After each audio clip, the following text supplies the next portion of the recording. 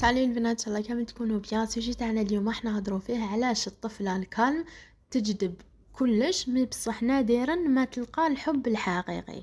شوفي لا فيديو حتى فهم، تنساش ديروا لي جيم وابوني في لاشين وابونيوني في انستغرام. انا نخلي لكم في الكومنتار الاول ولا في صندوق الوصف.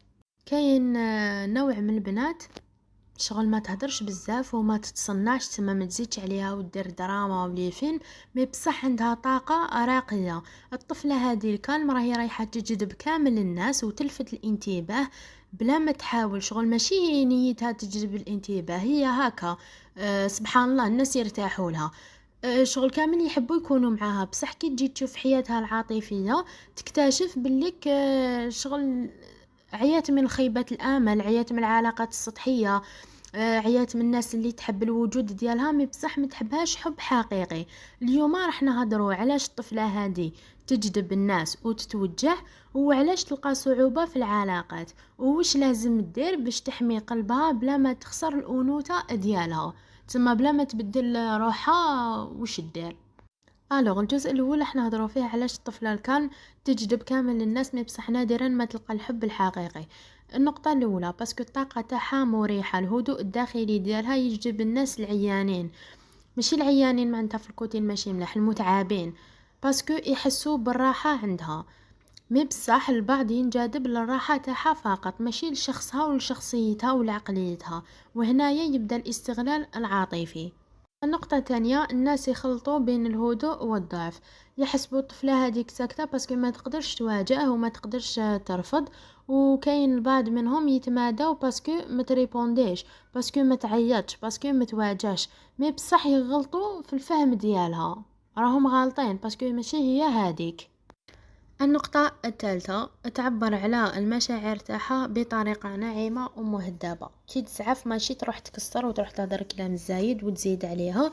والناس في هاد شغل في هاد الايامات واش يحبوا الطفل اللي تزيد عليها، اللي دار دراما، اللي تعيط، اللي عندها غيرة زايدة وجايحة. هذا ما كان. النقطة الرابعة، باسكو ما تفرضش روحها. هي طفلة ماشي محلاسة من الاخر، طفلة اللي كان تحب الوجود تاعها يكون خفيف، ما تفرضش روحها، ما تفرضش نفسها، وهاد الحاجة الناس يستهينوا بيها. النقطة الخامسة، أغلب الناس يحبوا الهدوء بصح ما يعرفوش كيفاش يتعاملوا معاه. يحبوا يكونوا قراب منها مي بصح كي تشاركهم الحب ديالها بصمت ولا شغل بنظرة ولا بعناية بلا فاصون ديالها هي، ما يفهموش هاد اللغة، ما يحبوهاش. النقطة السادسة، باسكو الهدوء هدايا يفهموه ديفوات خطأ، يحسبوها هي انسانه بارده ما تحبش ما تهتمش، مي بصح هي عامله هكذا، هي ما تعبرش ما تزيدش عليها، هي انسانه هكذا، تسمى ماشي بزاف تتبدل. ودوكا نروحوا للجزء الثاني، كيفاش تحمي روحك وتبقاي كالم وانت في نفس الوقت. النقطة الأولى، حطي حدود بلا ما تشرحي بزاف. ماشي كل إنسان ولا كل عبد في حياتك يستاهل يعرف علاش. الحدود هي احترام ماشي قسوة. النقطة الثانية، عبري بصمت مي بصح وضحي وقت اللزوم، ماشي تكوني باردة ما تهدريش كامل، لا لا. كي تكون شغل كوني واضحة، كي تكون حاجة تقلقك قولي هاد الحاجة تقلقني، هاد الشيء راهو يأذيني، هدريها كالمومون. النقطة الثالثة، ما تكونيش متاحة دايما، ما تكونيش موجودة 24 ساعة على 24، خصي وقت لروحك، باسكو اللي يحبك صح راهو رايح يقدرك ويقدر هاد الحاجة. النقطة الرابعة، اقراي لغة الافعال قبل الكلمات. الطفلة الكالم تعيش في العالم الداخلي بزاف، بصح لازم تشوف الواقع، هل هاد الشخص راهو يعاملك صح ولا مرتاح برك كي راكي معاه. النقطة الخامسة، متحاوليش تبرري تصرفات الناس دايما، ماشي باسكو انتيا كالم معناتها لازم تسكتي على التجاهل، على الكذب، على التلاعب. تفكري الانوثة تاعك ماشي ضعف. النقطة السادسة، خيري الناس اللي تفهم اللغة ديالك الهادية.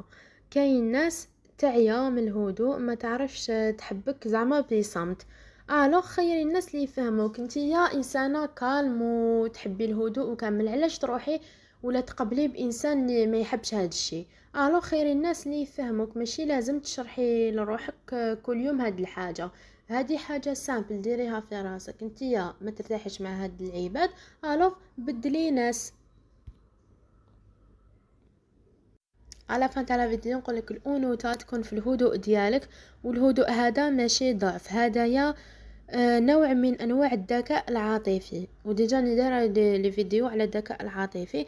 مي بصح وشنو لازم تمشي هاد الهدوء ديالك مع الحكمه والحدود واختيار الدقيق تاع العباد والعلاقات اللي تكوني معاهم. على بروشان فيديو ان شاء الله. بيبي ما تنساوش ديروا لي جيم ابوني في لاشين.